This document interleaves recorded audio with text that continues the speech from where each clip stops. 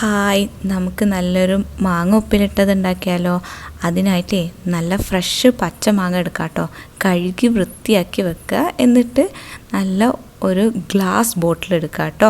Glass ബോട്ടിലേക്ക് നമ്മളുടെ ചീനമുളകില്ലേ, ചീനമുളക് കുറച്ചിടുക. അതിന് ശേഷം നമ്മൾ കുനുകുനാ അരിഞ്ഞ മാങ്ങ ഉണ്ടല്ലോ, അത് അതിലേക്ക് ഇങ്ങനെ ഓരോന്നായിട്ട് ഇടുക കേട്ടോ. അത് ഇട്ടതിന് ശേഷം അതിൻ്റെ മേലെ കുറച്ചും കൂടെ നമ്മളെ ചീനമുളക് ഇടുക കേട്ടോ.